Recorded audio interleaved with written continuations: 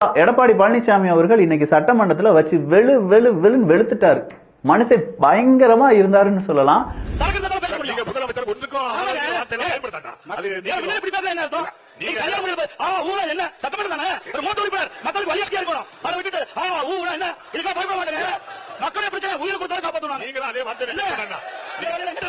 இப்ப நாம கேட்பது என்னன்னா, 10 மாதங்கள் டங்ஸ்டன் மதுரையில இருந்த அந்த ஒரு பிரச்சனை இருக்குல்ல, ஏன் 10 மாதங்கள் அதை பத்தி எதுவுமே பேசவில்லை அப்படிங்கிற கேள்வி எடப்பாடி பழனிசாமி அவர்கள் கேட்கும்போது, துரைமுருகன் அவர்கள் வந்து சொல்றாங்க, நாங்க லெட்டர் எழுதணும், அவர் லெட்டர் எழுதினாரு, 10 மாதத்துல அதுல எதுவுமே பிரச்சனை இல்லாததுனாலதான் நாங்க இப்ப தீர்மானம் உருவாக்க வந்திருக்கோம் அப்படின்னு சொல்றாங்க.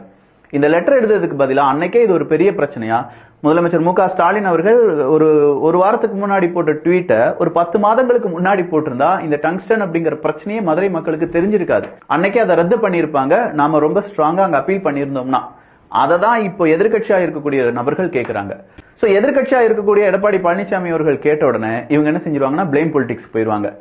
டங்ஸ்டன் வேண்டாம் அப்படின்னு சொல்லி 10 மாசத்துக்கு முன்னாடி நீங்க முடிவு எடுத்துட்டீங்கன்னா, அன்னைக்கே நீங்க ட்வீட் போட்டு அன்னைக்கே மிக பிரம்மாண்டமான ஒரு சூப்பரான மெசேஜ் எல்லாம் எங்க முன்னாடி கொண்டு வந்திருந்தீங்கன்னா இது எங்களுக்கும் தெரிஞ்சிருக்கும், நாங்களும் எதிர்ப்பை தெரிவித்திருப்போம்.